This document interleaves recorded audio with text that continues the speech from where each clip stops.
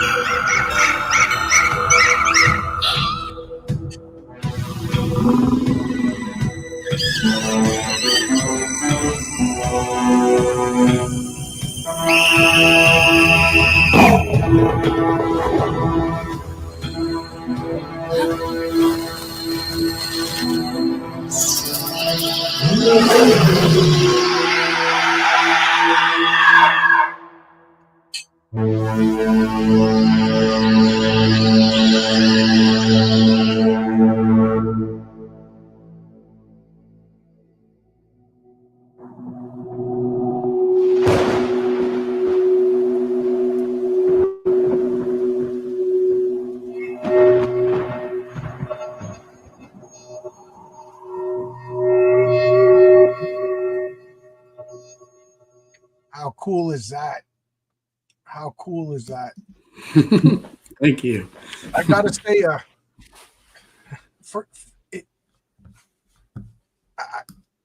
I've been reading Wolf of Bats, not from the beginning, but from the first alternate issue is when I first discovered your comic. And of course, you got a long and storied career even before that. I picked up all your books. And I got tricked into, they're such sweet. And then you put out a couple of, what did I say was the meanest issue ever? The Fall of the House of Zagzag story arc you said was the meanest Wulf and Batsy story of all time. So I can't forget that, because even in the Gorilla Suit Maniac, they were like, they're still sweet helping this guy kind of thing. And then that one was so mean. And so now I'm watching this, and you fooled me once. Shame on you. I'm like actually scared. Like, what's going on? So good job.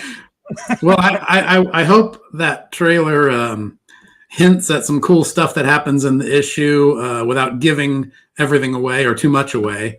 I hope it's a little bit vague on purpose. Yeah, I want to ask you, but I also don't want you to spoil it either. I want to read it as a fan. Right. It's intended to make you kind of wonder, what is this about?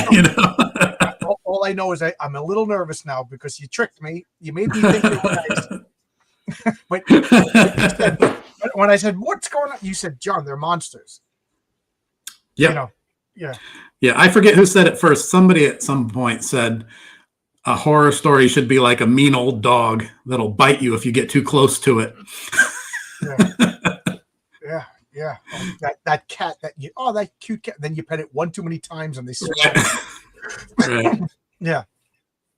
So I think I saw you launched, and I was trying to get to be backer number one, but I was live doing my It's Clobber Time show, so I was like, You guys talk, and I was so I think I made it to backer number two. I only have a chance to be the first backer. I don't think anybody can beat Kyle Davis. I don't know if he's in the chat, but he's one of my longtime readers of Wulf and Batsy, and he collects a lot of the original artwork, and he's I don't know how he does it. He's got a hair trigger or something. He's like Clint Eastwood in A Fistful of Dollars. I post new artwork and he's just like and they're gone. Cole was 3. I got to check. Hey, Hojo says, way to go, Hojo. Oh, hey, Hojo. Hojo has a great comic, The Mythicals, which is also like horror inspired occult investigators. Looks great. Yeah. I got to get that one. So I noticed this is the first time you actually definitively give a location. You said like Thin Tree, Ohio. No, not the first time. No. Not the first time. Okay. No, all my Wulf and Batsy stories, either they pretty much always say where they are, or I guess there's a few of them that don't nail down the location, but like the first story arc, We Have No Home, was in Epworth, Ruddy, Ohio, and then and Bizarre Experiments also, because that's where Professor von Zagzag's mansion is, right? The second big story arc, the second graphic novel I did, Lustmord Nightmares, which you got in the paperback, trade paperback. About to start, Yeah, that one has a specific town. So does the other one. And this one does too. Now, I wonder if anybody caught the joke. In the trailer, you see the name of the town is Thin Tree, Ohio. Yeah, Thin Tree. Nobody noticed? That's an anagram of 13. Oh. So now, I've been constantly. I think I've known Brian now for like 3 years, and I constantly disappoint him because he's like, Brian, I just read Wulf and Batsy newest issue. Oh, did you get this little thing? I did not get it. I read a lot of Mad Magazine when I was a kid, and they always put in those little subliminal jokes in the corners and in the edges, and that always I just love that. So I try to do that in my comics all the time, throw in little goofy jokes. Hey, Depressive Sophomore. What's going on? No, it's not the 13th. What happened was my original plan was to launch this on the 13th, on October 13th. That just felt appropriate. for the issue number being 13 and everything else. But well, part of the reason for that too was because I was waiting. I was holding off for something else that I was dealing with, and I didn't think that would be ready until the 13th. But then it was out of the way sooner than I thought, and I thought, and then the new webcam I wanted to use showed up today, and it just became one of those things like, why should I wait? Like, and I was getting messages from people that were excited about it, saying they couldn't wait for me to launch it or whatever. And I just thought, well, what difference does it make? I mean, it's Friday night. It's a good time to launch a campaign. Let's just do it. I'm anxious to get it out there. I want people to get the story. So it's only 2 days earlier. So why not? It's still the weekend of October 13th, right? Right. Friday's a good night rather than what would it have been, a Monday night? No. It would have been Sunday. I would have done it Sunday afternoon probably.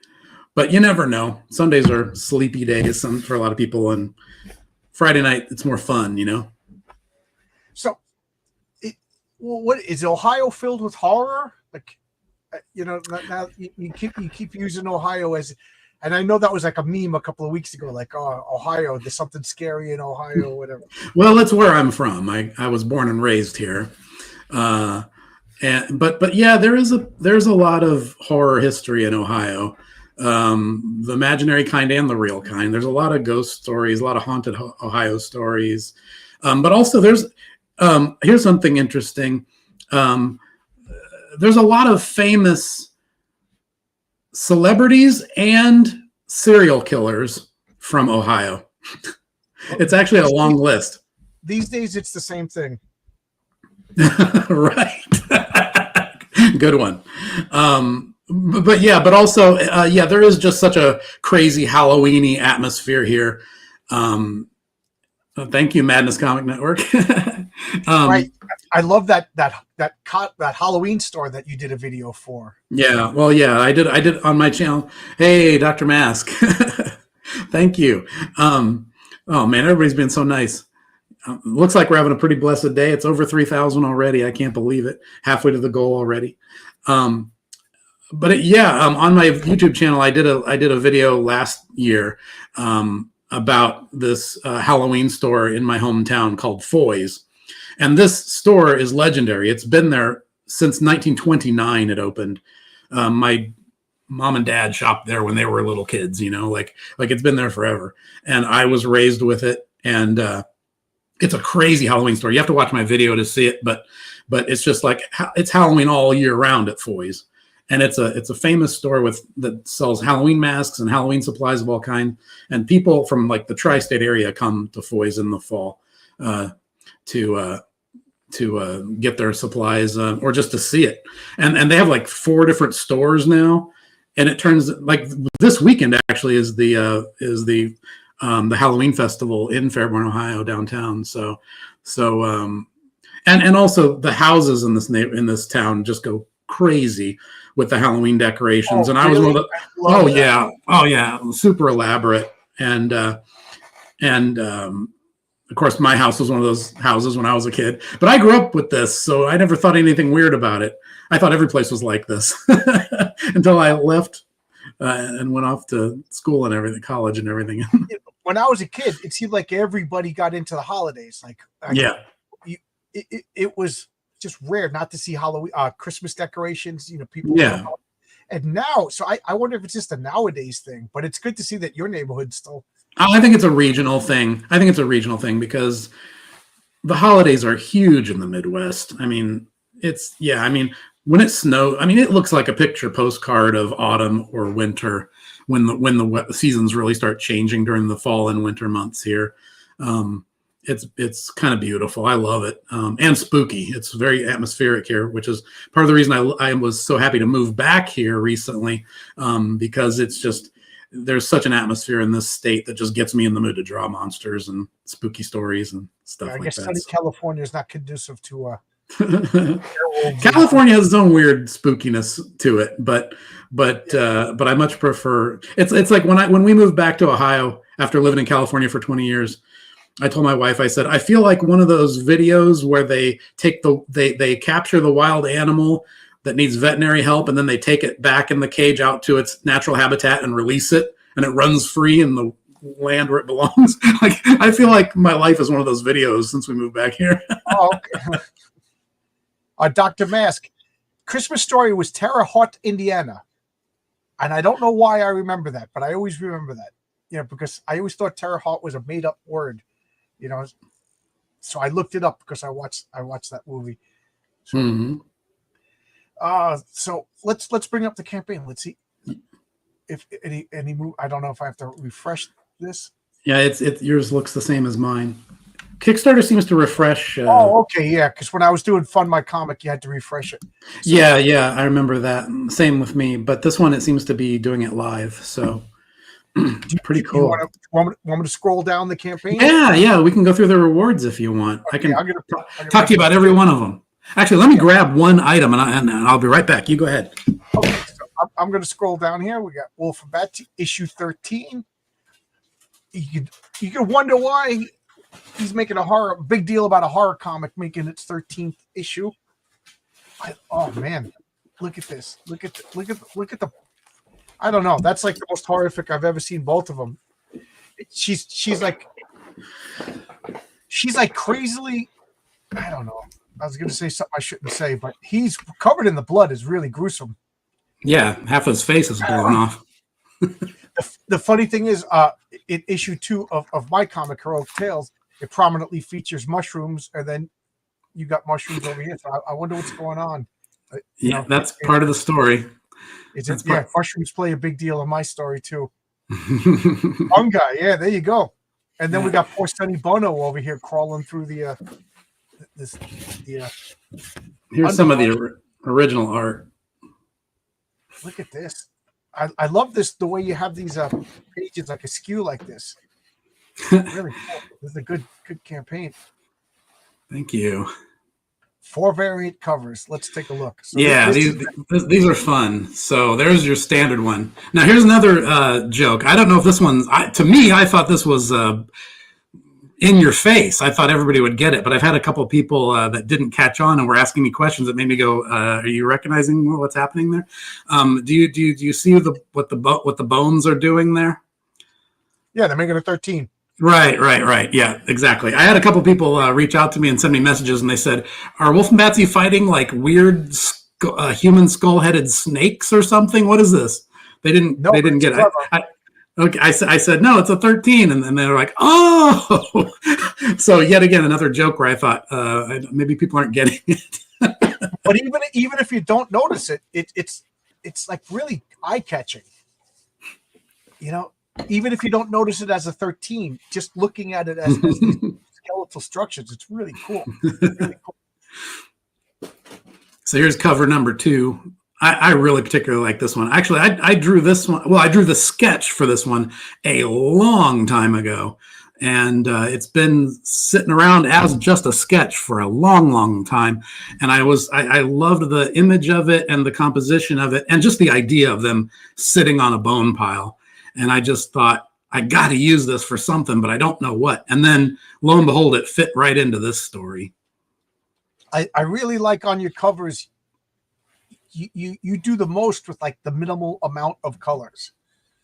Yeah, there's very few colors going on here. Right. You get the gray tones with Wulf, and the bone colors, and then Batsy's skin tone, which is all kind of the same, and then the flat red background. I just like to do it that way. Yeah, I really like it. I like the way you could see the lines of color that kind of simulates fur in Wulf. That's really cool. I like that a lot. Thanks. Yeah, it's fun to do that stuff. Okay, so yeah, so I don't know if you as a longtime comic fan probably get this, but it's intended to be. It's intended to be in the style of a Vampirella issue, like a classic 70s Vampirella comic magazine. They would do that kind of frame around it, and I use the same kind of logo and the little Warren magazine trade dress that they use. Yeah, that is cool. I like the illustrated tales to Bewitch and Bedevil You. comic. The color scheme for this image was actually inspired by this issue of Vampirella, number 24, which is my all-time. I gotta make this small so people can see it. There we go.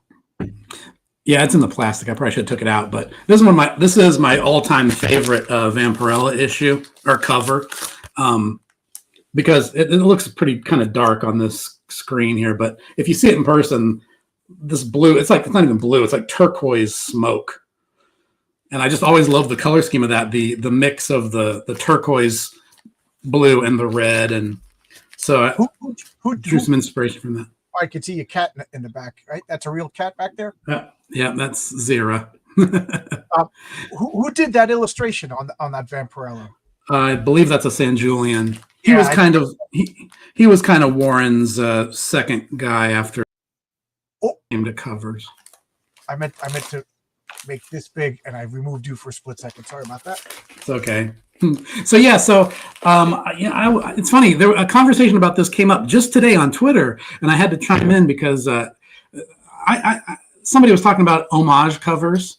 Actually, it was it was your buddy. It was your buddy Steve. My buddy Steve actually brought it up. He was talking about homage covers, saying, "What do you think of those?" And I answered because it related directly to this, which is on my mind lately. And I said, it's funny. Like for a long time, I was really cynical about homage covers. I thought they were kind of like a gimmick, but I started to see more and more artists doing them in fun ways that just looked fun to me. One of the people that really brought me around on that was Josh Howard's homage covers that he did for T-Bird and Throttle, where he did the She-Hulk one, and he did one that looked like an Archie and Betty and Veronica type cover. That was great.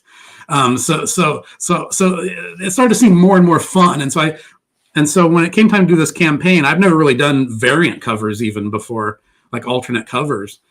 So I thought, that sounds fun. I should do that and do a couple homage type covers. So what would be appropriate for me? And I just thought, a Vampirella one would be fun, because it's just such a completely different style from what I would normally do in terms of the layout. Yeah. So this is my first time seeing them. I just scroll down back to all the covers, boom, boom, boom. And so now I'm seeing what I'm actually getting out here. This is cool. I think this is so cool.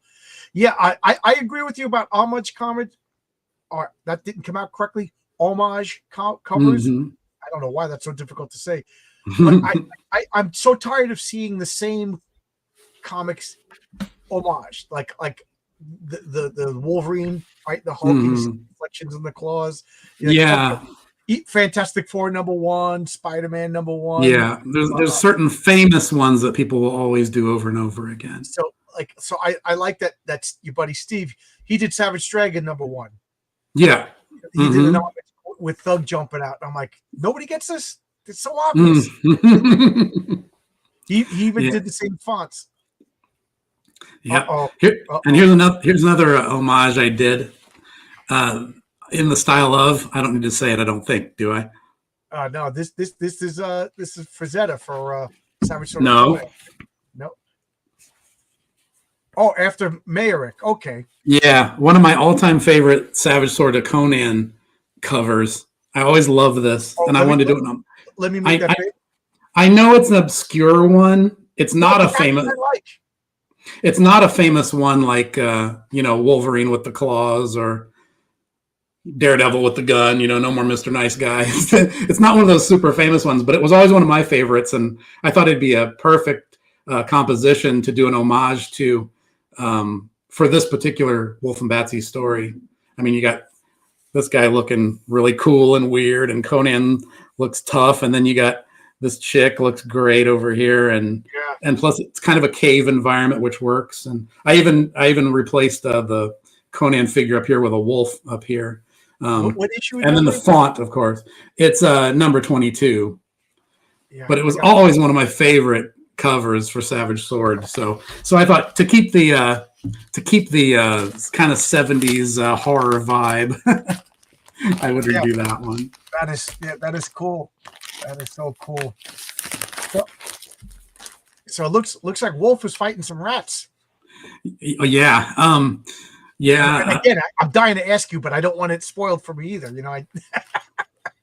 You can ask me whatever you want. I may or may not answer it because I might not want to spoil anything. All covers.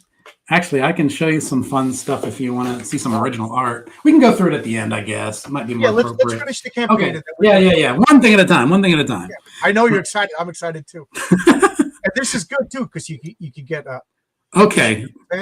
This was a whole thing. So I was designing this I was working on this campaign page for like a month and or more, but I was completely focused on just doing Wulf and Batsy issue 13. I was all zeroed in on that. And I just and meanwhile I was fulfilling the other campaign, and issue 10 and 11 just completely got wiped out. Like I thought I overprinted, and they still got, because after the campaign, after fulfillment, people were still like sending me messages saying, I missed the campaign. Can I buy one? And I had extra ones. So you could shout it from the mountaintops for 6 months, and there's still going to be somebody going, I didn't know you had a campaign. Yeah. So exactly. So there's always going to be some stragglers. So World of War Comics. Yeah. I love that guy. He's got a great show. Great show. Yeah. Always does great interviews and stuff. And it's always a pleasure to visit with him on his channel. So good to see him here. And thank you for your compliment. But what was I saying? Oh yeah. Yeah. Ran out of number 10. Right. So meanwhile, while I was building this 13 campaign, the last dwindling copies of 10 and 11 were just getting, taken out left and right. And so then I started to get all the emails from people saying, hey, I want issue 10 and 11. I missed the campaign. Can I? And meanwhile, I only had like 4 left, and they were already spoken for by other closer friends and stuff that people have already asked for them, but I'm going to give them to them in person because they're around here. So, right. but yeah, I hadn't gotten to them yet. So I was like, well, maybe I could do a second chance campaign. And for a while, I was talking about doing like 2 different campaigns and just having them overlap a little bit. Like do this Wulf and Batsy 13 campaign and then do like a second chance campaign, maybe on another platform. I don't know. It was all kind of nebulous, but I was trying to decide what to do. And then one morning I just woke up and I thought, I just need to put 10 and 11 as add-ons on this. Simple but better. Yeah. Keep it simple. And then also it was like, well, also to create a little more excitement around them for the people who already got them, why not do some variant covers on 10 and 11? Make it a thing, just do variant covers.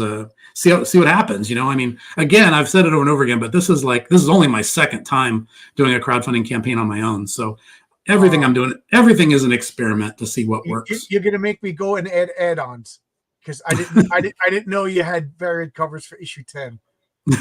Yeah. So this is the scene in issue 10, probably one of Batsy's best scenes, one of her best kills.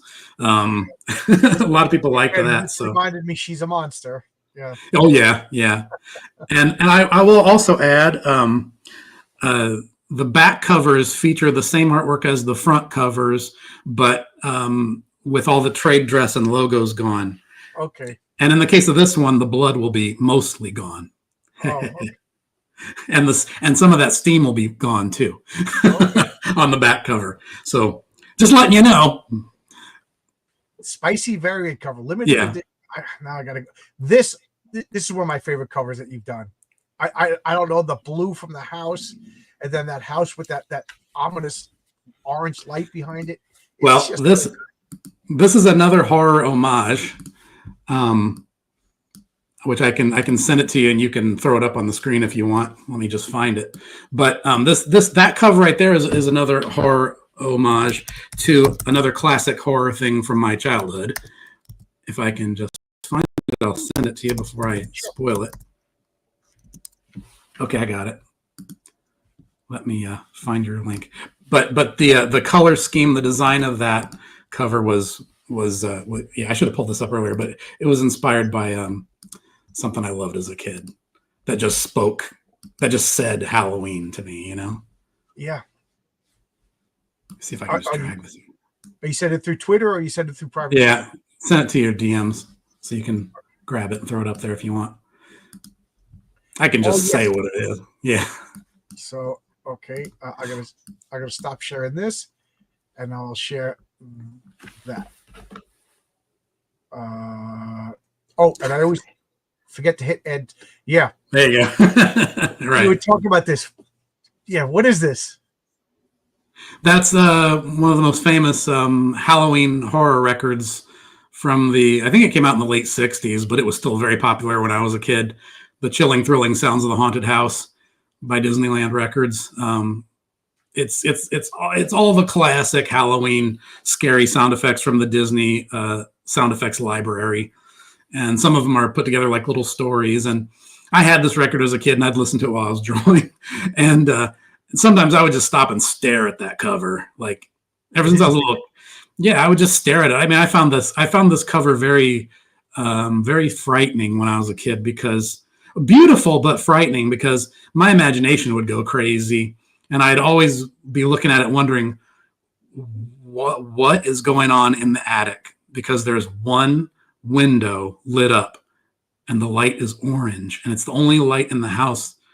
What is going on up there? And my imagination would just go crazy wondering what was up there, So but I love it. If you can see it, if you get a chance to look at it close up sometime, if you really pay close attention to that tree, and there's different editions of this record which don't have that spooky party hints blurb on the front, where you can see that whole tree on there. And the tree and the grass, the way it's painted is just gorgeous, because it's really loose paint strokes. And for an artist, it's another one of those things like you were talking about, like so minimal, but doing so much. The grass, especially. Oh, it's beautiful. I love that tree branch coming over. It almost makes you think like it's going to grab me. Like it's a tree or something, You can feel the wind, We all had that as a kid, that tree that kind of wrapped against our window. Mm-hmm. That wasn't a tree. That was a monster trying to kill me. You know what I mean? Yeah. And then the daylight, it transformed into a tree. Mm-hmm. Yeah. There's actually a sequel to this record, which is, in my opinion, superior to this one, because it's just better done, and it uses sound effects to tell more stories, and there's no narration. It's just sound effects telling the stories, but you can totally get it. It's absolutely wonderful, and so atmospheric and so fun to listen to when you're drawing monsters. But this was kind of the famous one, though. Yeah. Do you use this record in your sound effects for your trailers? Like the sometimes if it fits, I will. Yeah. I could just little bits and pieces. I could just imagine little Brian just sitting there drawing, and there's just a record player on, and it's just screams and door creaks. Yeah. and wolves howling. Yeah. You can hear this kid. In the Foy's video I was talking about earlier on my channel, you can hear some of those, not from this record, but from a different one that I loved also. Yeah. I can go on about this stuff, but yeah. I had a cassette tape with like horror, spooky sounds and stuff. Yeah. Yeah. I listened. I had a collection of Halloween records. I mean, Halloween records were super popular in the late 70s, early 80s, and I had a ton of them, because my grandparents, they were just like, and my parents, they were just like, anything with monsters, they'll love it. Just get it, So I had, and if I went to the record store and I saw a record that had a big picture of Frankenstein on it or whatever, I was buying it with my allowance, So I would listen to Halloween records as much as I listened to music when I was a kid. It's funny how kids get hooked onto something. Like when I was a kid, it was superheroes, and you as a kid, it was monsters. Like you. Yeah. Did you ever put a towel around your neck and run around and be Superman, or did you put? Oh, sure. To pretend to be Dracula. Oh, sure. Well, both, of course. Yeah. I mean, but I've heard it said, you probably heard this too, the theory that superheroes are like, what is it that what they say, male power fantasies, or whatever. You've heard that, adolescent male power fantasies, right? Well, that is true, but when I was an adolescent, my power fantasies was like Frankenstein and the Wolf Man and Freddy Krueger and monsters, So like power through fear. Swamp Thing. He's a good monster. Zach Dan wants to know, it's not a sport, but could Wulf or Batsy spread their conditions to others? Oh, absolutely. That's why whenever Batsy sucks someone's blood, she immediately chops their head off so they won't come back. Unless it's someone she wants to have come back, which has happened a couple times. do you? Well, we'll finish the campaign, and then I want to pick your brain about monsters and stuff like that. Okay. Limited edition violent cover. Oh yeah, I did a spicy cover, and this one's the violent cover because issue 11 is the one that has the big fight scene at the end. Look at that blood sprayed all over the logo. Yeah.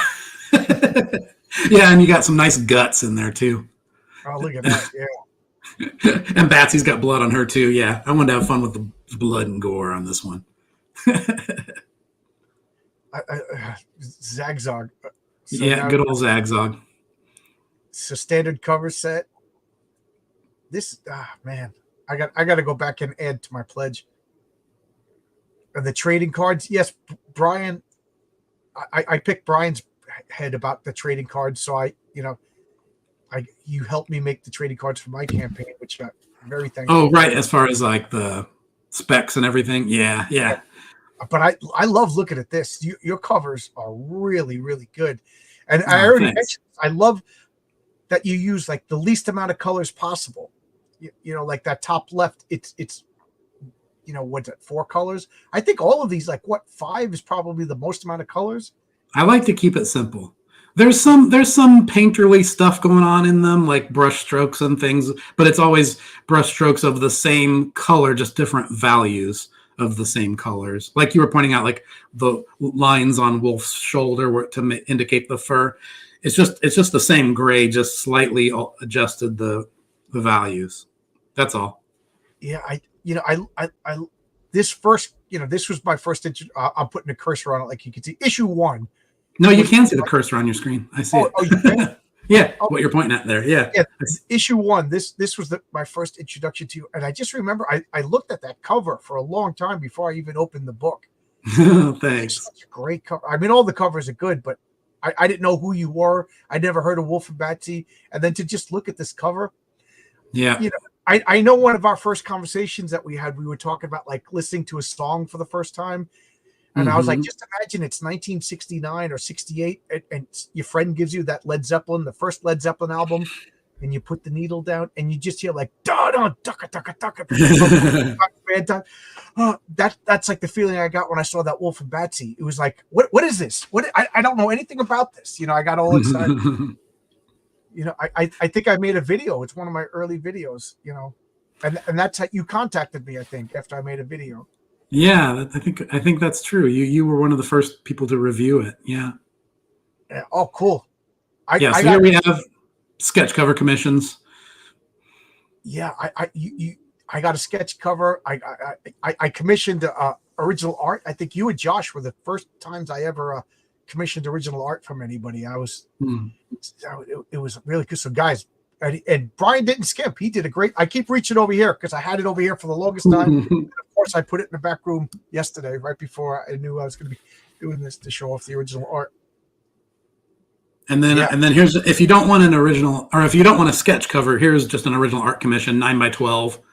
1 or 2 characters. You can get Wulf by himself, Batsy by herself, or Wulf and Batsy together, or 2 other characters of your choice. So here's some samples of that. I've been doing this series lately of Batsy being stalked by different classic monsters. So they're all 9x12. So, well, there's a couple 10x14s, but not on this page. But and then here's some other monsters or horror characters. Try to keep it to 1 or 2 characters, but I love to do original art commissions like that. That is so. Here's the original art for the covers, which I can show you. I have them here actually, if you want to see them. How long does it take you to do like a page like this?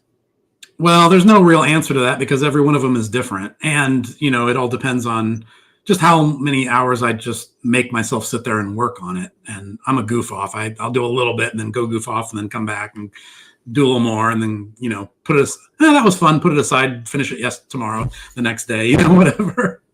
But also, I can't. It's hard for me to time myself also because I have I'll do 4 drawings at the same time and just rotate them make a little progress.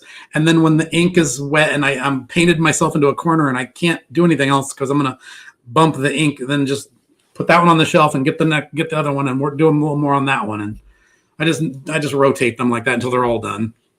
Yeah. Do you like I can't draw for those of you I write my comics and I'll get distracted. I don't know, but sometimes I welcome a distraction, and then I come back and I'm like, oh man, that is the worst dialogue. I got to change that, or I came up with a better idea. Do you welcome distractions, or do you need to be in the zone? Oh, it depends on what it is. If I'm drawing, I really have to be in the zone. But when it comes to writing, I think I do some of my best writing when I'm like driving in the car. If I have to go somewhere that's kind of far away and I just have nothing to do but think. Yeah. I solve so many story problems that way, just daydreaming. When can you order it? You can order it right now at the Kickstarter campaign. It launched tonight at 8:00. Yep. The link is the very first.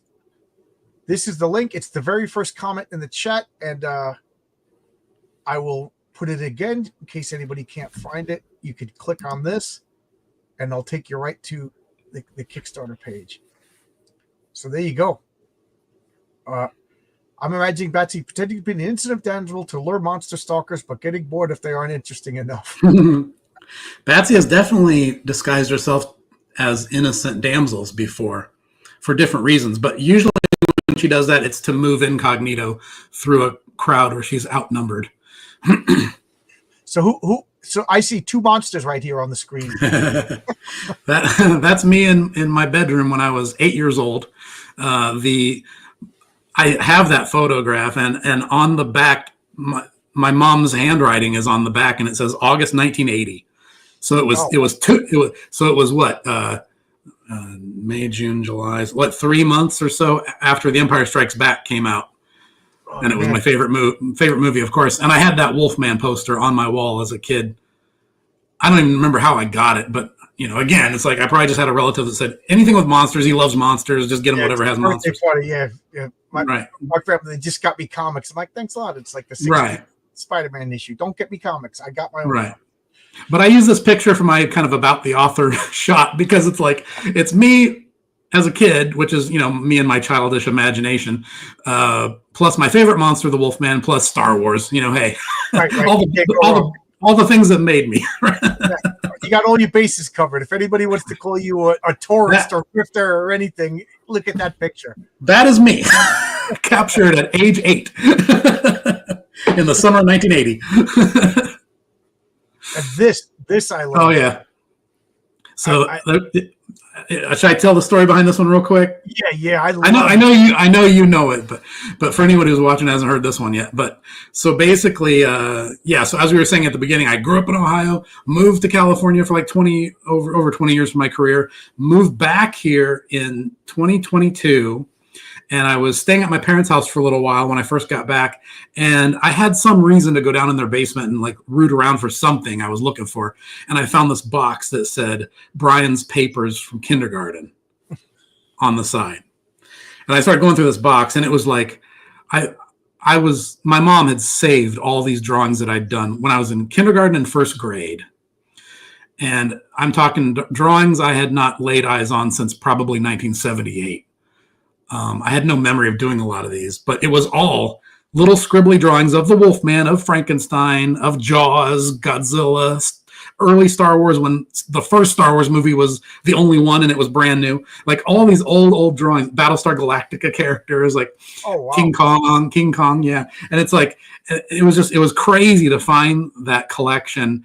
And one of them was this right here, what you see in the Bloody Weirdo Comics logo. It was this scribbly little drawing of the Wolfman that I did when I was 5. Because I used to watch those movies on TV with my dad, when I was a little kid. So that's how I fell in love with all these monsters. But yeah, so I found this one particular drawing of the Wolfman, and it just struck me as so funny. And it sums up, my childhood brain and the effects that comics and monster movies can have on a child's brain, and it kind of sums up my imagination now. So I thought it'd be a great logo for my little publishing company. It's funny because when you showed it to me, I saved it on my phone, and every once in a while it'll come up as a memory, and I'm like, it always brings a smile to my face. The Bloody Weirdo. And guys, this is a 64-page comic too. It is, yes. Yeah. I was real tempted to split it in half and make it issue 13 and 14, but I don't know. Something. The number 13 is associated with horror, right? Right. So I thought I got to make a big deal out of this one. Make it a double-sized issue, you know, a bad luck extravaganza. So these are your tiers. You got a digital. Yeah. Gotta have a digital. Digital PDF. You got your issue 10 and 11. Good. I'm talking over you. I'm sorry. Go ahead. So there's the standard issue, cover A, the main version. the bone pile cover is cover B. There's the trading card set. They stack these reward tiers strangely on Kickstarter, I find, because they stack them in order of value, the price tags, if you notice. Which to me it drives me a little crazy because I'm like, no, I just want to see the issues in order of the variants and then put the other things at the bottom. But no, they stack them in terms of the price tag, I guess. I don't know. Yeah, that makes sense to have all the covers and then the cards last. If I was in charge, that's the way I'd do it, but I'm not. Yep. So here's your variant covers of issue 10 and 11, which I had so much fun. I had so much fun making those covers. I think they're going to be a lot of fun. So there's your cover your variant cover C for issue 13. Cover D, which we talked about. Yeah. And there's the 1 through 12 digital PDFs. Oh, there you go. Because you get the issue 13 PDF when you buy issue 13. So this will give you the rest of the series, basically. There you go, $30 for 12 issue, the digital. Mm-hmm. Yeah, look at that. And then you have your 4-pack of all 4 issue 13 variant covers. 10 of those have gone already. I was surprised. I didn't imagine that anybody would buy all of them, but I love that people like it that much that they're doing that. I thought people would just kind of get the one they liked best, but I love the collector aspect, you know. Yeah, I'll talk about that when we're done going over how I made a mistake with my campaign that, you know. So here's your original art. I kind of went too far. Oh, you already got 2 commissions. Good for you. Yeah, I wonder if whoever got those, if they sent me emails to let me know what subject matter they're interested in, because I'm, you know, let me know if you have something specific in mind. I want to tailor it to make you happy. You know, that's my job. So original art. I can show you selling the original art. Yeah, I never do this. Not on the main covers, but I'm going to do it on the variants. Talking about that. Yeah, you don't sell the original art, so this is a shock to me. I actually got stunned. Right. Well, that's why I priced them the way I did, because I don't want to lose them. So if you want them, you're gonna have to pry them away from me. Yeah. Because I wanted to keep them. So I have them. I have them here if you want to see them when we're through this. If you want. Okay. All right. And original. Wow! I can't believe I'm stunned. Yeah, 2 of them. 2 out of 4 have gone already. Oh wow! I didn't offer all of them. I wanted to keep the main ones, the 2 main ones. Oh, that spicy variant probably went first. I think that was the first thing that got sold, which blew my mind. I couldn't believe it. I was surprised by that, but I thought it would take a lot longer for people to get around them to those the bigger items on the list. But that one actually went really. That one was. I think that was the first thing that was bought on the campaign. So cool. Like within the first few minutes of it launching, I stepped away for a minute and I came back and looked at it, and those first 2 original art pieces were already gone. I couldn't believe it. I was like, wow. I like this comment, Screaming Skull. Love Batsy's bone bikini. Let's call it a bone bikini. I said the same thing to Brian. I said, I love the bone bikini.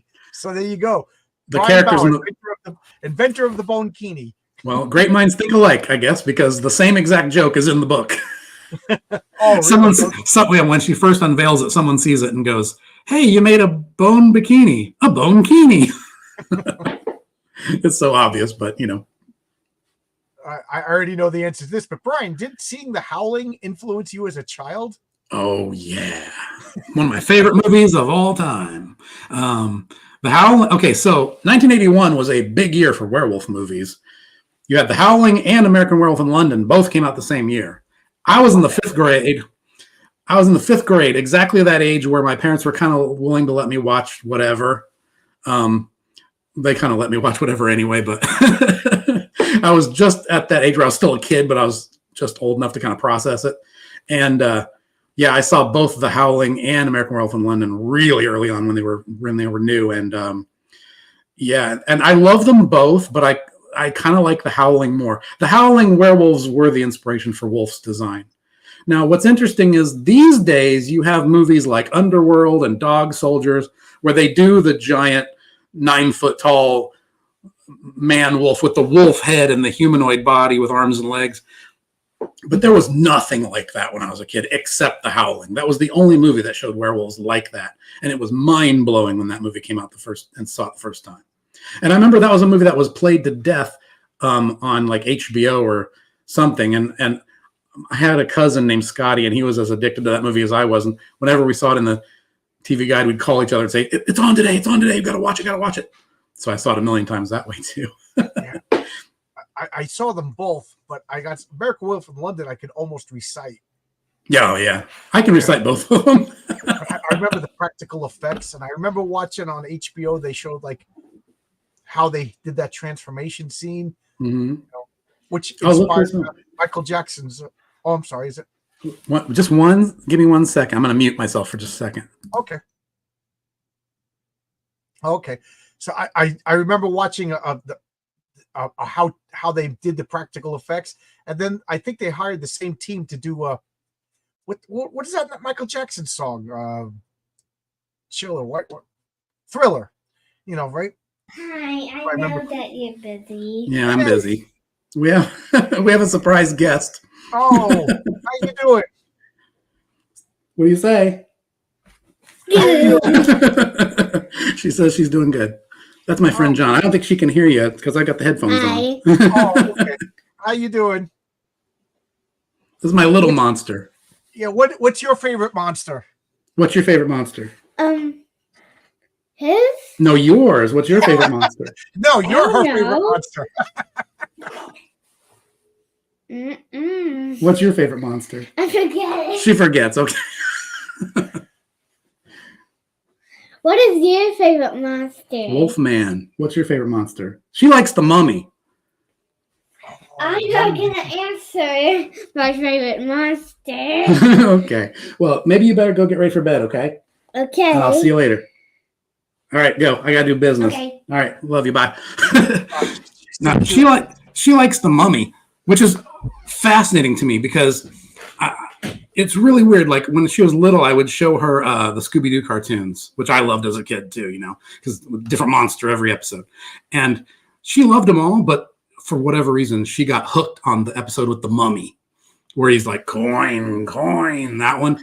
And it was so funny because from then on, she would notice the Mummy, like my little figures and stuff I have. And, and she would know that one. And I showed her Abbott and Costello Meet the Mummy, actually, and she thought it was hysterically funny and she loved it. And I also showed her The Mummy's Hand, which is one of the first serious Mummy sequels, from the 40s. And she liked that one too. And I find it fascinating. Like, what is that makes a kid fixate on a particular monster and decide that's their monster? I don't know how that happens for whatever reason. Like, I like the Thing from the Fantastic Four. Why did I pick the Thing? Right. Exactly.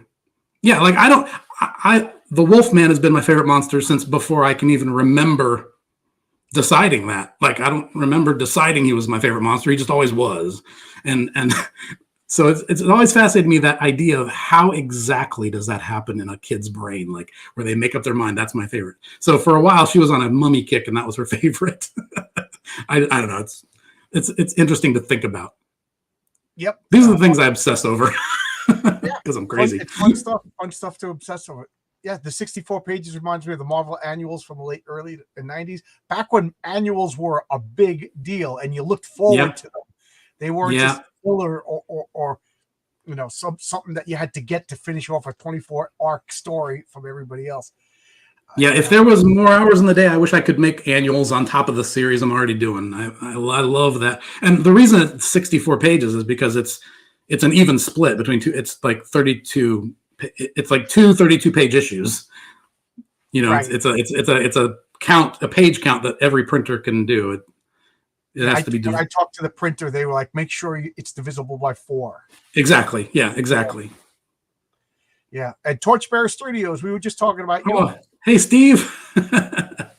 You ready to come in, Steve? Come in, help your buddy Brian. If you don't come in, that means you hate Brian.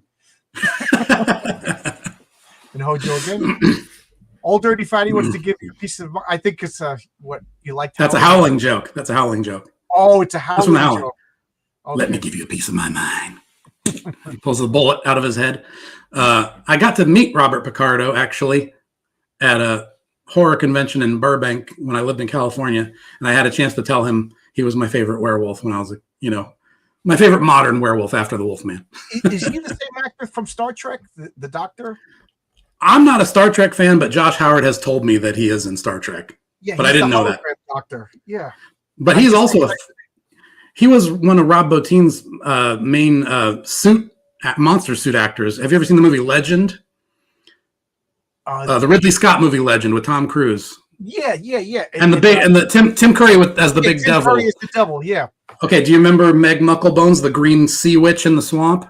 Vaguely. That was Robert Picardo in that suit too. Oh. Well, I'm just going down to make sure. I guess this is one of your guys from your channel. The news lady turned into a werewolf at the end of the Howling. Yeah, she did. That was Dee Wallace. I met her at Monsterpalooza also. She was a sweetheart. I at one point I tried to stump Brian with monster trivia, and I quickly realized that's not a game I'm gonna win. So I surrendered and moved on. Yeah, it's human nature. Yeah, to pick something that fix it. And again, it is fascinating. What is a kid gonna get interested in? I one of my nephews just like the stuffed animal, and my niece just giraffes. She just decided she loves giraffes, and giraffes everything, giraffes wrapping paper, giraffe stuffed animals. Who knows? Maybe she likes Egypt. My wife. That's like her bucket list to go to Egypt and see the pyramids. I'm in my underwear getting ready for bed. Probably should not come right now. We'll keep the camera here up. I don't want to see your underwear. I can see my underwear. You don't know that. You don't know me. You've quite the difficult cosplay. Oh, there you go. Ooh, I didn't think about that. I didn't think about that either, but now I want to go to whenever Brian's at a convention. I want to go in case there's Bonkini girls. Yeah, the kind of one of the inspirations I'll give away is you remember the X-Men issue in the 90s where Rogue went to the Savage Land? Yeah. Well, the character of Rogue, who'd always been covered in a costume up to her chin, because she has that power where if you touch her skin, it'll kill you or whatever. So they did that one story where she went to the Savage Land and all of a sudden she's dressed like a jungle girl, and a lot of people love that. It's become an icon. Reason, people remember that. Oh, well, for some reason, yeah. But that was kind of one of my ideas because I was thinking I love that idea of a female heroine who goes into a savage environment and then has to look savage to deal with the so that's my horror version of that kind of thing, my horror version of a jungle girl type situation, I guess. Make a bikini out of bones. Yeah, oh my god, yes, Savage Rogue. Everybody, and didn't they just bring it back? Isn't there a I don't know if they brought it back, but I get the feeling that a lot of guys who were kids when that book came out, it's become an icon, and they do a lot of fan art of it now. You do see a lot of fan art of it by guys in their 20s and 30s now.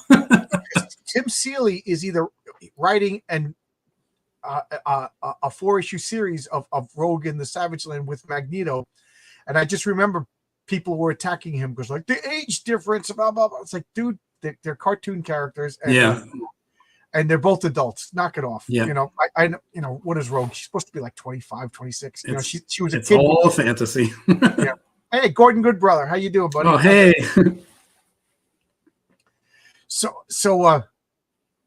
This is pretty quick. I forgot to check. Could you get hard copies of one of all your issues, or just PDFs? Yes. Oh, good. Yeah. That is one thing that's a little different on this campaign from my first campaign. When I did my first campaign for issues 10, 11, and 12, I did offer the entire series as one package where you could get the all the physical issues all in one box. And that was a good idea in terms of sales because a lot of people bought it, but it was a real headache when I was doing fulfillment. It was a bit more trouble than it was worth, and a bit more costly with shipping too than I kind of expected. So, well, this brings back to what I was going to say about living. Like I'm learning from my mistakes. You're doing a very smart thing here. Is you got 4 variant covers and you're offering them as a bundle. For my comic, I have altogether 5 variant covers, and I split them up over different websites. And I think I sabotaged myself. I think had my original campaign, if I did all 5 covers, here's a bundle, I think I would have done a lot more success because one guy said, I want to get all your covers, but if I get cover A for my comic and then cover B on Kickstarter and cover C on Indiegogo, that's $30 in shipping. Oh, wow. I didn't think about that. But a lot of people... I obviously didn't think about that either. So a lot of people have done that, though. It's not like it's not something we haven't seen before. I mean, right. I was planning to do something like that myself. But then I just was like, I need to handle one thing at a time. I'll drive myself crazy. My solution is I'm going to do what you did. In issue number 2, I'll have a bundle deal of all the missteps that I've done in issue number 1. I too am learning. I was just talking to one of my friends today. I only learn from mistakes. If I do things perfect the first time, I don't remember what I did. But if I made a mistake, that remembers. There's something about cathartic following a character that has to go primal to survive against. Yeah. You know, I do like every once in a while when you see a Spider-Man just go nuts and beat up like the Sinister Six. He has to get that medicine, and freaking Sandman and Vulture are in his way. You know, like somebody like Batman that's in control, and then Batman just loses it and beats people up. I mean, see Wolverine going nuts. That doesn't mean anything. He's always going nuts. Yeah. Yeah, but there was a time when nobody else was, and that was cool, you know. That's true. Yep, Screaming Skull. Your daughter is adorable. Yeah, Brian, thank you. little like you showed your certificate that she earned while swimming. I think that's adorable too. Yep, she's my pal. That's good.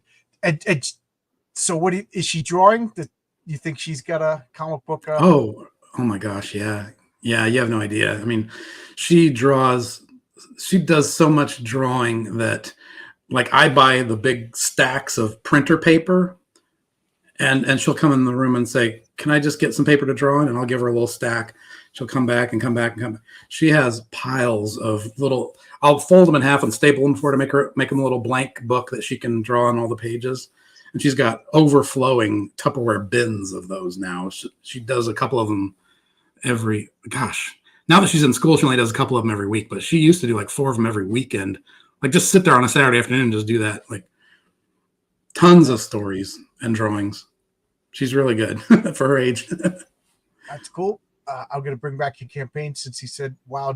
So he says, wow, nearly 75% funded. Oh, wow. Is that right?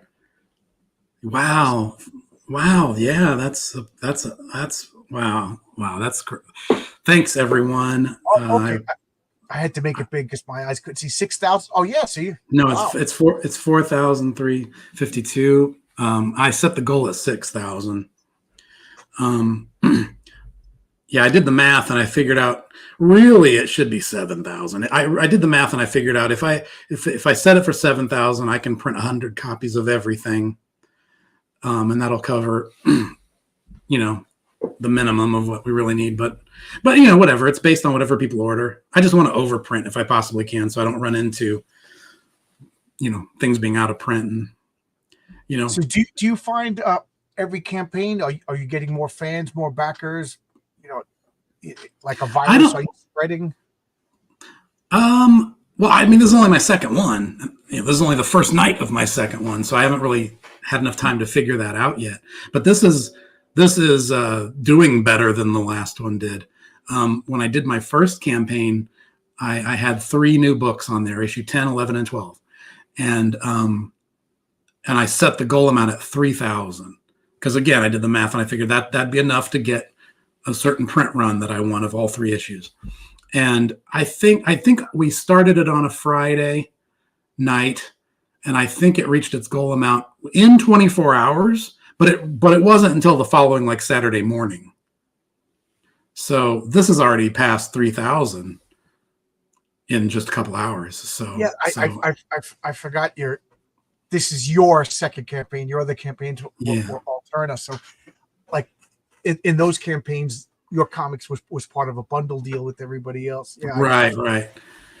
I mean, it does seem like there's new people coming out of the woodwork saying they like my book and ordering them, and you know, names I haven't seen before, and so it does seem like the readership is growing, the audience is growing, but I don't really pay attention to that kind of stuff. I just kind of like fulfill orders as they come in, and I remember the names of everybody that orders, that's for sure. But I don't like keep track of how many there are really. I just kind of do my thing, and I don't know, and it just, you know, fulfill whatever the orders are.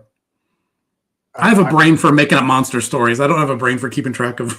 I know. I just want to tell your stories, and then guys at work like, "Are you making any money on your comic?" I'm like, "Money? I'm supposed to." I don't know. If I was going to be making money, I would have gotten to finance. I wouldn't.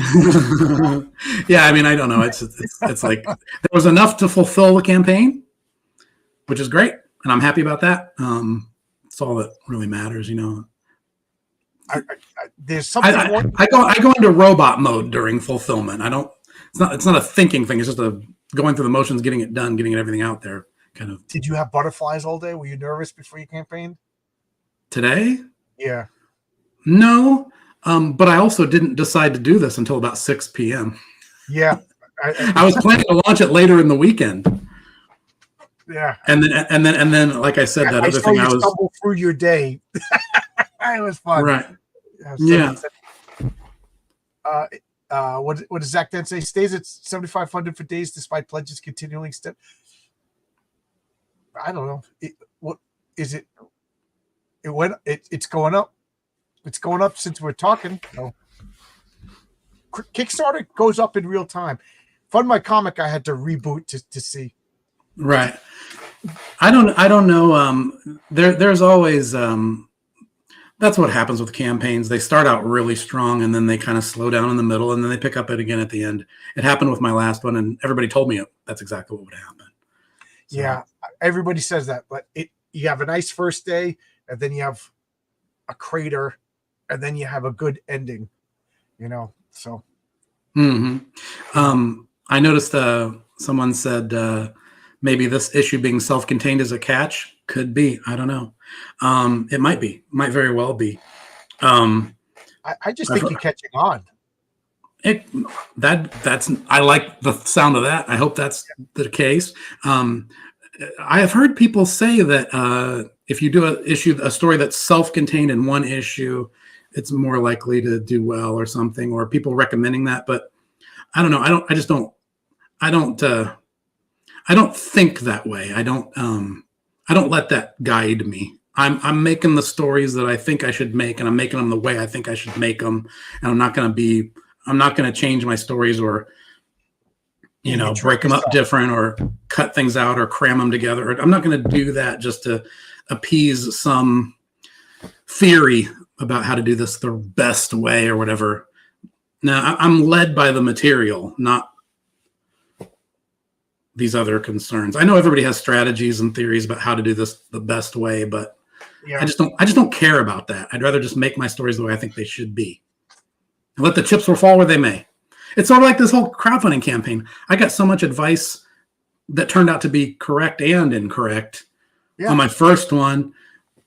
things I now would disregard that people told me, and some things that people told me that I was like, oh my gosh, I'm so glad that person told me that because I tried that and it really went over well.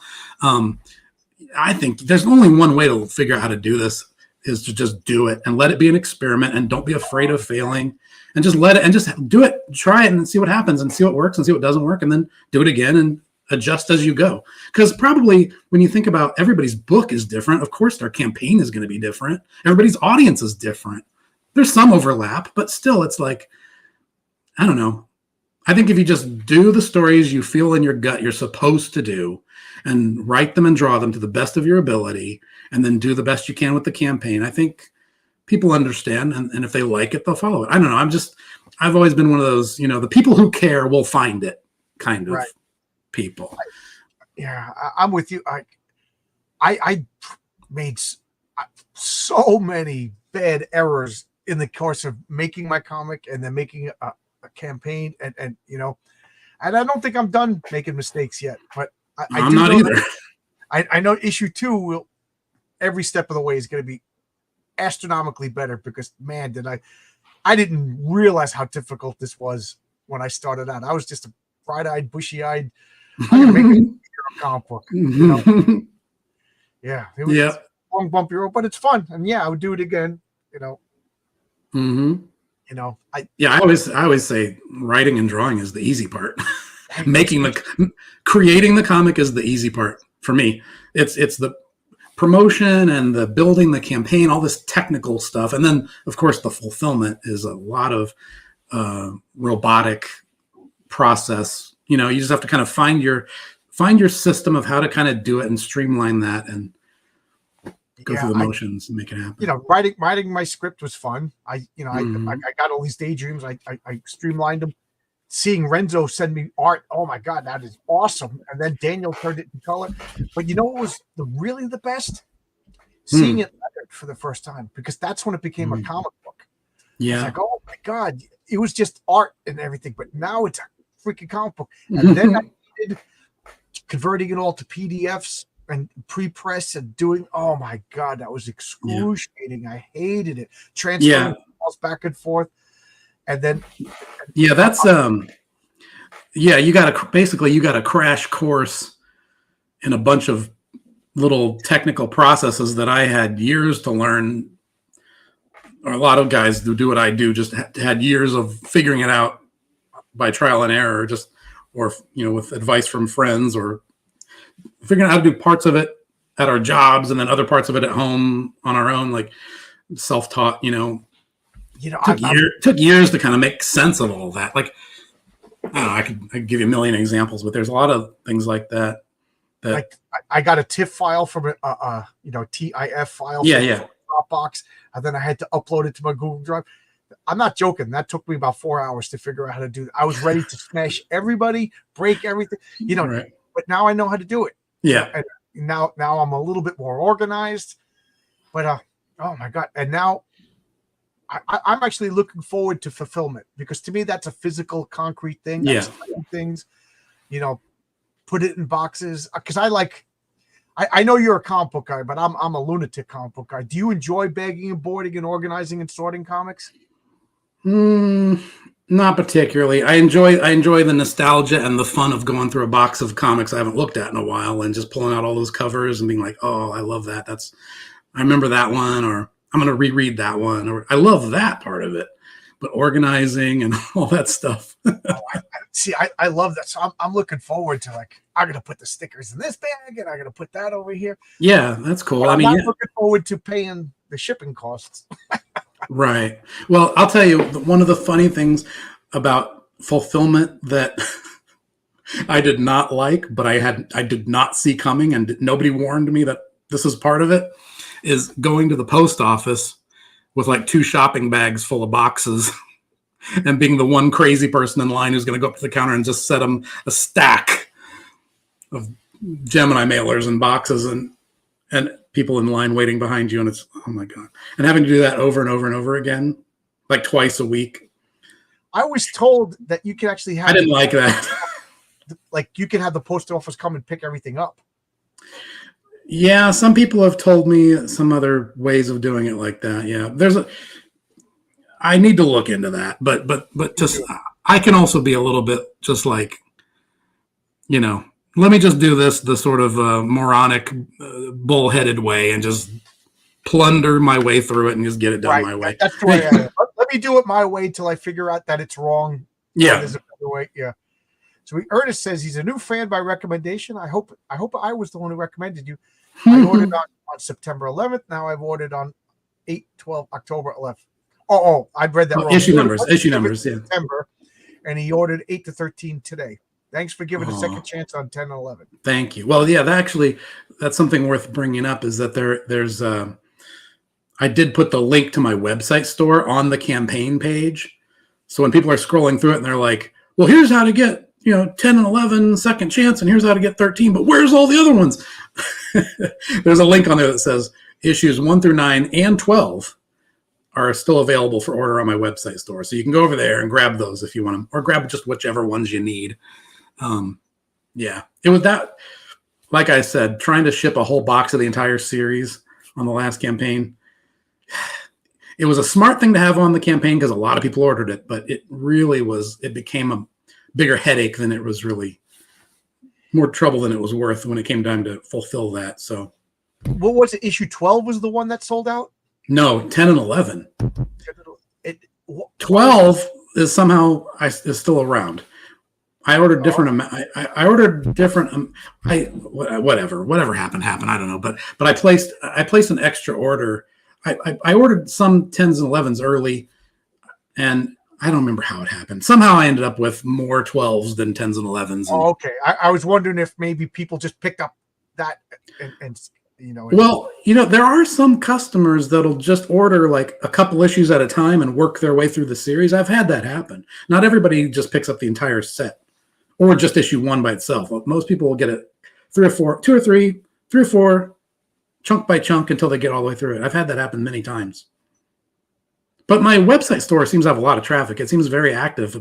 I'm getting orders, like a couple orders every week from different people. And sometimes they're people I've never heard of before, which means new readers. So I figure it's probably a better way to deal with that. Make those separate.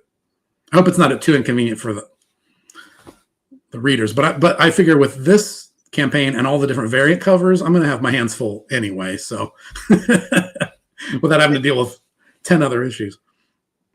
So you didn't think you didn't want other artists to do variant covers?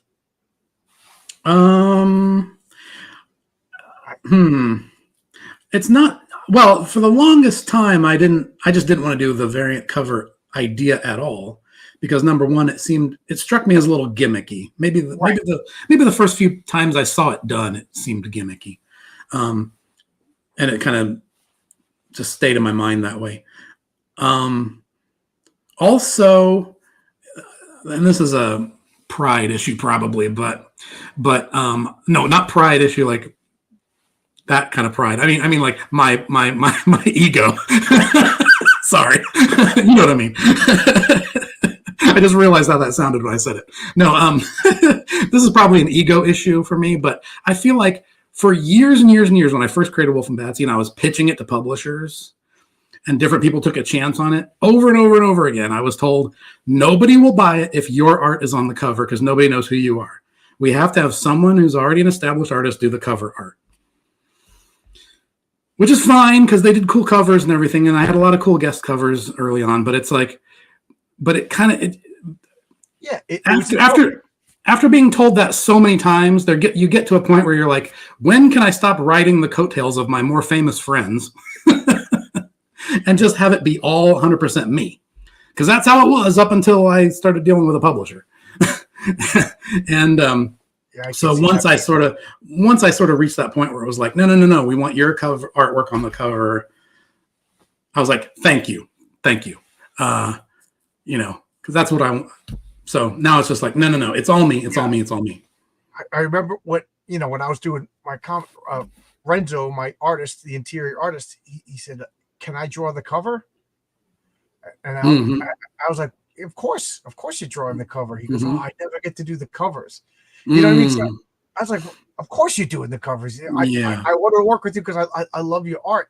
And I agree with you that, variant covers kind of gimmicky, and Mm-hmm. you know, in a perfect world, I wouldn't do them, and then I sabotaged myself. But I was like, I never get another chance to do so. I got like artists that I've always loved. You know what I mean? So that was my way around to make myself feel like, okay, this isn't a gimmick. These are legitimate. Mm-hmm. Like I did Pat Broderick, Michael Gilbert, and Mike classic superhero artists. I do superhero comics for those of you who are not familiar with me. You know, Oh, I think everybody on here knows who you are. well, we're on your channel also. Yeah, but you know. We got a good question over here. What did I say? Okay, Old Dirty Fatty, a name that always makes me giggle. When are you doing an omnibus? I don't know. Maybe when I win the lottery.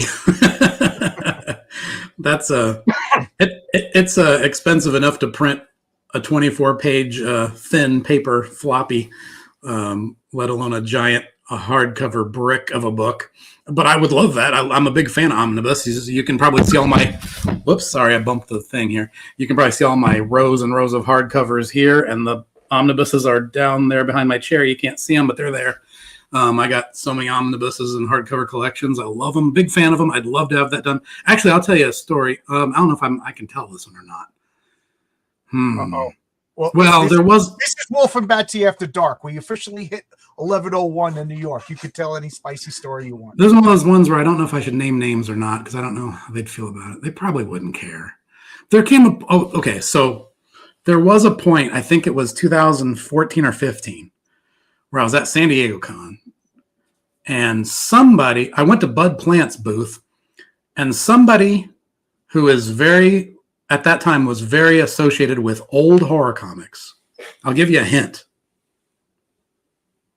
Fans of those books will know who I'm talking about. He was at the Bud Plant booth unloading a bunch of books from his publishing company, and I recognized him, and I said, "Are you so-and-so?" And he said, "Yeah." And I said, "Oh my gosh, I love your horror books. I do a horror comic, and it's in that style of old-fashioned horror comics. I'd love to show it to you." And he walked with me all the way. He just met me, and he walked with me from one side of the San Diego Comic-Con diagonally all the way across to the other end where my table was in Artist Alley area or whatever I was. And if you've ever been to San Diego Con, you know what a journey that is. So he walked all the way over there. We talked about horror comics the whole way, and he took Wulf and Batsy. He took it home. He liked it so much he was trying to pitch it to this publisher to get them to put it out as one in a hardcover format, like one of these books. Oh, nice. And they went round and round with him for about 2 years, not making a decision on it. And when these awesome hardcover collections, this series of books, turned into paperbacks, that's when I knew they're probably having money problems at that company because those things were big sellers. And then he told me, yeah, they're just not picking up anything new. They're not going to go for it. So that was like one very close brush with Wulf and Batsy being released in a big way, but ultimately, as the way it turned out, no, it was not Mike Mignola. But the way it turned out, it was I dodged a bullet, I think, because the company kind of ended up not. If it had happened, they would have folded right when things were getting good, basically. So that's a story nobody's ever heard before, but it is true. I forget how we got on this topic, but you said something about other people omnibus. Yeah. But I'm a big hardcover comic. I'll tell you one thing that is funny. One thing that I found when I first started self-publishing in 2008, after Wulf and Batsy was with Viper Comics, I just tried to self-publish it then, and I found that trade paperbacks are actually a more economical way to self-publish than floppies. And I was doing trade paperbacks for a while, and it was cost more per unit, but it made more profit because you can put a higher price tag on a 250 to 300 page book, and those did quite well. But there's one of them, and they're really good quality. I kind of balked because I thought, like, how good these are awesome. Yeah, I was real proud of those, and that was the first kind of Wulf and Batsy audience that really picked up on it when I put those out. But I would like to do trade paperbacks at the very least eventually. New trade paperbacks, new editions. And all those ones that you're talking about there that will eventually be reprinted in the ongoing series. Because I'm kind of into this floppy regular comic book series thing now. I'm kind of enjoying it. And people seem to love it. So people like comic books. Yeah. That's one thing. Comic books are overall, we're talking about the grand scheme of things, aren't doing that well. But yet everybody loves comics. Like even kids like comics, but kids are almost like I showed one of my friends, he brought his daughters over and I gave him some comics and they were like, what is this? They because who wakes up in the morning and says, you know what? I'm going to go into that store that I've never been into and buy comic books and get totally into it, even though I've never experienced one before. Like, you remember when we were kids, there was comic books everywhere. There was comic books in the supermarket. There was 7-Elevens. You know what I mean? And there was so much, they were prevalent everywhere. People just gave them to you. Like, oh, yeah, here's the comics I'm done with. You know what I mean? And Archie's and Sergeant Rocks and stuff I never would have picked up on my own. But it was just, people got them. They read them. They gave them to the little kid, Yeah, I have Spider-Man 44 and 45 and 76 and 77. Both of those are 2-part Lizard stories because the Lizard was my favorite when I was a kid. And I don't know how I got them. I don't remember. I still got them over there. I don't know where I got them from. I don't know if my dad had them from his collection when he was he would have been in college at the time those came out. Maybe he gave them to me. I don't know if somebody else, another family member or somebody gave them to me. I don't know. I don't know where they came from. But I've always had these 4 early Spider-Man comics. Some of my favorites. But yeah, that's how common they were, and that's how they were just given to kids all the time. Yeah. You could take them home from the barbershop. Like, I remember when I was a kid, they'd be sitting on the little table there with the magazines, and they'd let you just take them home sometimes. Yeah, I remember going to the barbershop, and my father instilled fear. I would try not to move. My father's like, if you move, he's going to cut you. So I used to try to be as deathly still. And I remember he gave me Battlestar Galactica, the Marvel Battlestar Galactica. I forget what number it was, but it was the number with Starbuck turned into a red ape because he ate this horrible fruit that mutated him. So it was a monster. There you go. And I remember reading it, and then the barber said, "Yeah, take it home. Just take it. That's great. Yeah. So I still have that old beat up, and of course I bought another copy because I'm a crazy person. Of course. Tom Chaos. I bought the trade paperbacks for Wulf and Batsy years ago, but lost them. Would love to rebuy them. You can still get them. John just picked those up a few weeks ago, didn't you? Yeah. I got 1 to 4. Even though I had the stories in the first one, I wanted to reread them because they're slightly different. And then I watched all your behind the scenes since I read them, so I wanted to see all the little. But I got these on Indie Planet. If you want to put the link in the private chat, I'll put it in the public chat. And I'm really happy with these. These are really well. I'll send you the link. Yeah. Yeah, put it in the private chat, and I'll throw it in the public chat for Tom. Yep, they're still available on the Indie Planet site. All 4 volumes. Yeah. And I've had. Oh, let me try that again. Didn't send. There it goes. You should have it now. I've had some people ask me too. They say, "Well, if I order them on there, good sweet people who are worried about me getting paid for my work, they'd say, well, if I order it on there, are you going to get any of the money?" Actually, I get all of the money anything that they sell on there. It's a middleman between the printing company. Yeah, it's a middleman between the printing company and the customer, basically. They're the ones who make the books. You just, you place your order, they make a copy and they send it, and then they take a little tiny percentage, but it's not much. And then the rest of the profit goes into my account. They got to take money for printing costs and shipping. Yeah. So yeah. But so would you if Yeah. So you go. This is the link to Wulf and Batsy #1, and from there you can find 2, 3, and 4. These are the trade paperbacks. Yeah. And something worth pointing out. This was your Watchmen. Yeah. Yeah, that was my big one. But something worth pointing out is if you've only read the ongoing series of Wulf and Batsy, so far only the volume 1 trade paperback has been reprinted in the ongoing series. Everything after issue 6 has been new material that I've created since then. But that is the plan to do next. Is I want to start reprinting the rest of the material that's in the trade paperbacks, because I'm sort of working more in terms of the what do you call it, the chronological timeline of the characters' lives, more than the order in which things were made or printed.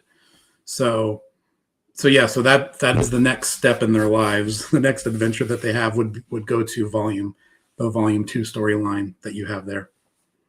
I don't know if you're watching like a hawk, but we're up no 4,000 now on your campaign. Yeah, we seem to have slowed down for the night, I think, but being more than halfway there is very encouraging. Yeah. So thanks again to everybody. Those grown men didn't want the comics? No. My father thought it was weird that I wanted to collect the comics and keep them in those days. Yeah, when I was a kid, when my father was a kid, he said that was like, you read it. He goes, it was great because I had a dime, and then I would buy the comic, and then I would swap with Brian, and then Brian would swap with Josh, and then Josh would swap it for Rick. For one dime, you read 7 or 8 comics.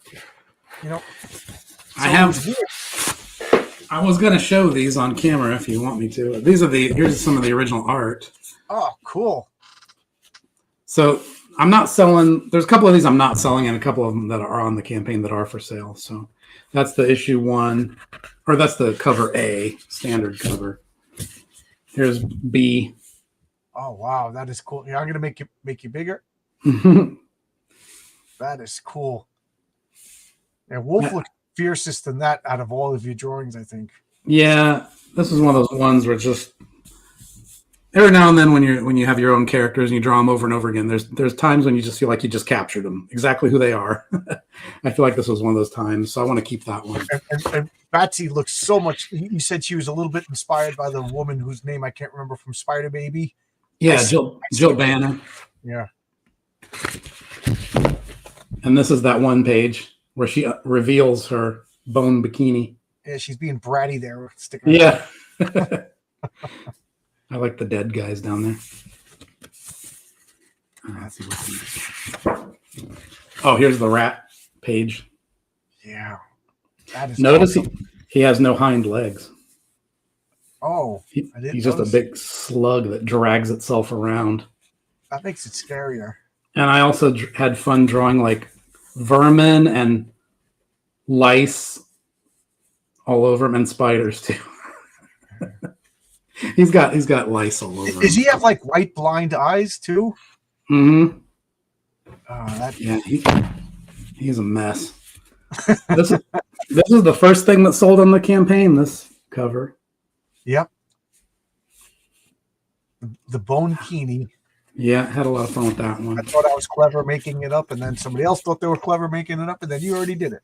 There's this one. I don't know if anybody's going to buy this one. This might have been one I did just for my own joy, just to entertain myself. I don't know if anyone else will feel as attached to that original Savage Sword cover as I do, but it's one of my all-time favorites, and it seemed like a perfect obscure thing to do a homage cover to, for me, I guess. I don't know if you know it, and I forget the number, but the Michael T. Gilbert cover of the patriarch and his family at the picnic, that's an homage to a Superboy comic. Oh, okay. You got to show that one. Homage comics. It's just that I don't have that comic, so I keep getting you got to find that one. There's the spicy cover. Nope. I only drew a little bit of blood, and then I painted the rest on the color version. And that sold our way.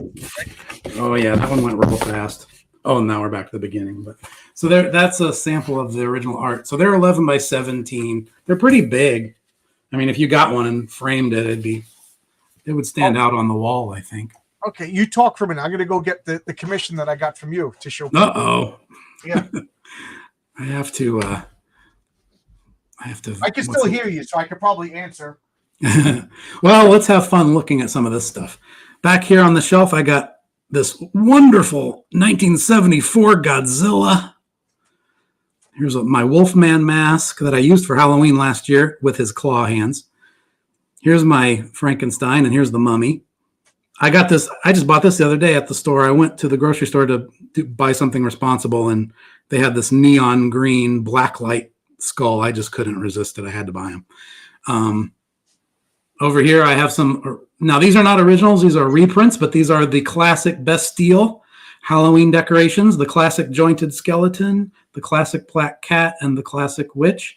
I'm such a sucker for those Bastille Halloween decorations. I got tons of them. They're in storage, but anyway, yeah. So, and then I got the calendar for this month. I have an old-fashioned horror calendar, and the image this month is the 1970s Ben Cooper Wolfman mask. That's actually the image that would be on the kid's shirt on his Wolfman costume. I always hated those when you're wearing a Wolfman costume and it has a Wolfman's face on his chest. That's not what the Wolfman looks like. Right, but it defines Halloween for me. So yeah, I know. From my generation.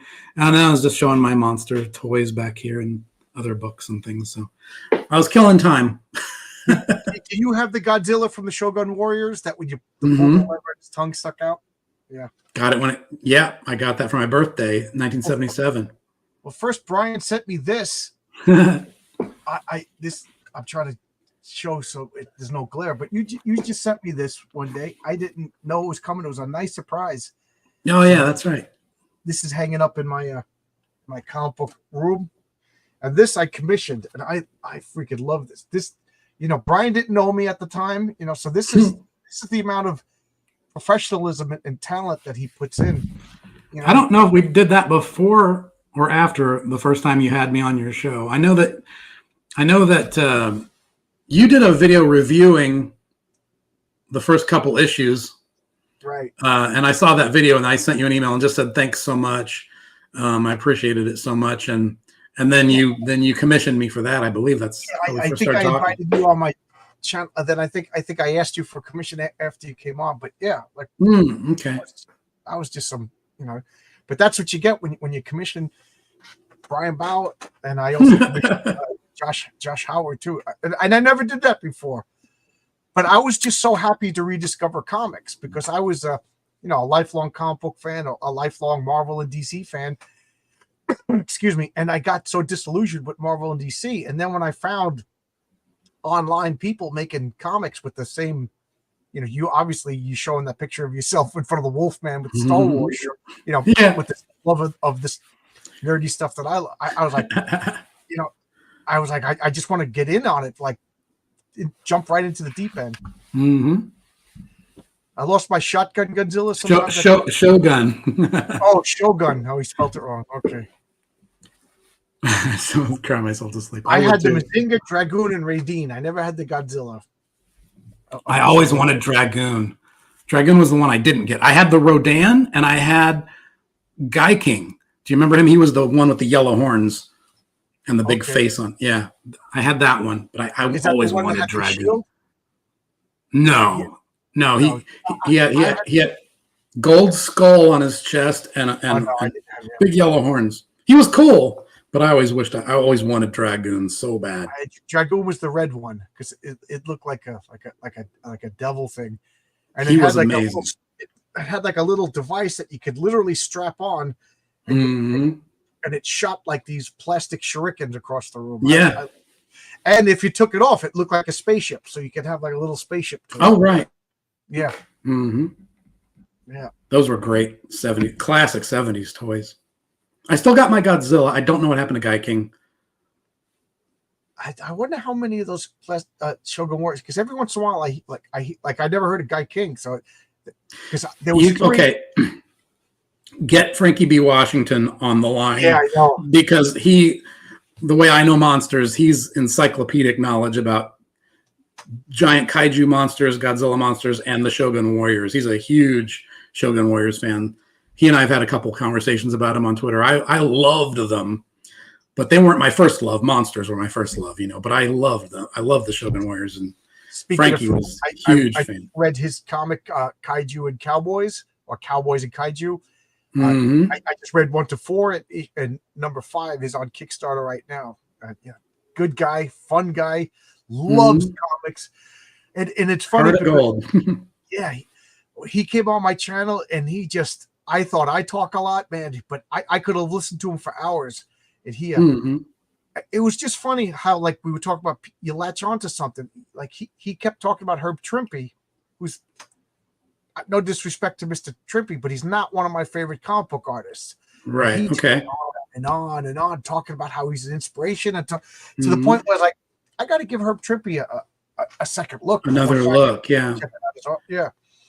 That happens sometimes. You get hooked on certain comic book artists that just something about they may not be the most popular guys, but something about their style just connects with you, your mentality or something. I had that with like Mike Plug, was a big one for me like that, where not everybody loved him as one of the big iconic comic book artists, but I mean, he's got a great career of amazing credits, and something about the way he drew Werewolf by Night.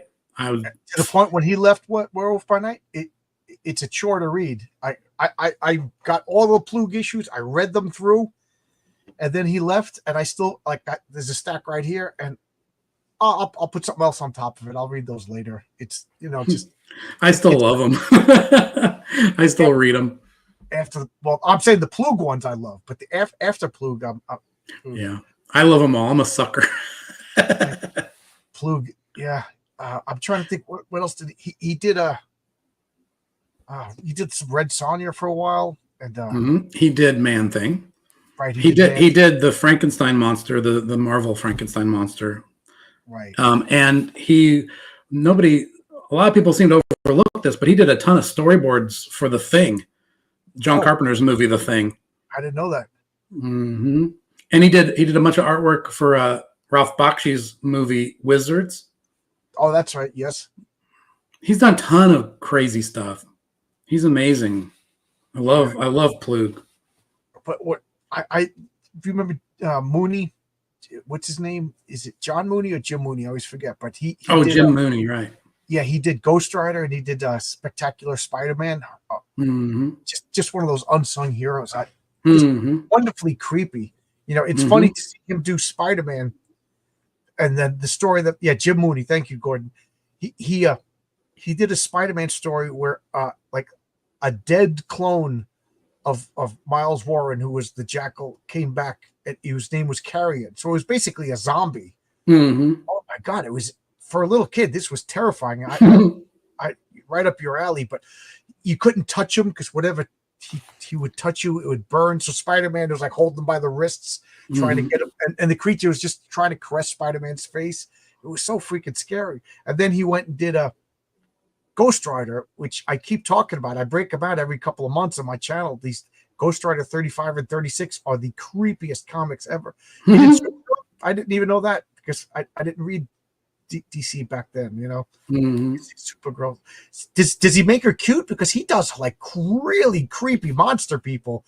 So he must draw cute girls too if he did Supergirl. Because if she's not cute, she ain't Supergirl. This is true. I'm like pretty ready to go to bed. I've been going alive since 5 o'clock today. I'm starving. I haven't eaten any dinner yet, so we're starting to fade.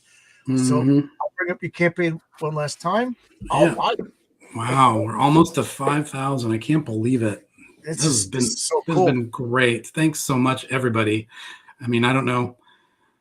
Why can't they make comics like that anymore? Like what? Like Werewolf by Night? Is that what you Werewolf by Night or those old Ghosts? Because Ghost Rider, those guys were professionals that they took their craft seriously. They wouldn't skimp on the backgrounds. They would draftsmen. They you keep hearing stories. It would be like 9 o'clock. They would pick up their pencils and they would just work. Yep. And then at 5 o'clock to put their pencils down. They were trained, disciplined professionals. They didn't play video games till 6 o'clock in the morning, like me. I'm goofing on Dan Slott that he guy writes comics and he's constantly missing his deadlines. Let's play video games. Dude, you're a world man. Get your craftsman. Get your top. You're writing Spider-Man. People would kill to write Spider-Man. Understand what an honor it is to draw what I would consider one of the top tier characters rather in American culture. I have a lot of respect for comic book characters. Like if you're drawing the Fantastic Four, Spider-Man, or Batman, dude, you're like a custodian of American culture. It's a monolith. You got to treat it with respect. Yep. But anyway, that's enough of my rant. Buy Wolf and Batsy. Buy Wolf and Batsy while you still can. Why? Do you know something me and Brian don't know? Brian, you got to go to the doctor or anything? Is there a price on my head? Yeah, I know. Old Dirty, call us. Let us know. There's 29 days to go on this. Hopefully the orders will be big enough that I can overprint and we'll have some leftover stock for people to order. That'd be good. But we'll see. As long as we can make that goal, we should have enough to do what we got to do. Yeah. Well, this is fun, everybody. Thanks a lot. Thank you. The link is in there. I got to go back and get the spicy and violent covers. But I think this has been for a first night. This has been a lot more successful than my first campaign, which I thought did pretty good. Not only was it your first night, it was kind of a surprise. Yeah, it was, because I'd been saying that I was going to launch this later in the weekend, and then some of those other things that were other things that were kind of obstacles got out of the way, and it was wide open, and people were emailing me saying they were excited about it, they couldn't wait for it, and I just thought, why not? Why not just do it tonight? Friday night seems like a fun time to do this. I think Friday nights are a good fun night to launch a comic. Yeah. Like Sunday nights, like I gotta go to work in the morning. Yeah, that's true. Yeah. So another lesson learned, right? Right. Well, I launched my comic on a Friday night on Michael Bancroft's channel, and I did really well. First time guy, with the unknown IP and everything. Plus, this is synchronicity. This is a good time. Well, you knew that to launch a Halloween, a monster werewolves in October is perfect. Yeah. Well, the timing worked out, for this one. Yep. All right. I'm excited too. I love that trailer. Oh, I wanted to say the artwork, that opening thing of the picket fence. Oh my God, that's so good. Your art gets better and better every issue. Oh, thanks. But on that, I'm going to say goodnight because I didn't eat dinner yet, and I'm getting sleepy. I am starving. I'm going to go eat pizza and watch a monster movie and play video games till 6 a.m. Well, that's good. Your comic is done, so you could do that. Right. You met your deadline. All right, cool. Thanks for having me on here, John. I really appreciate it. Glad to help. See you, everybody. And thanks to everybody who backed.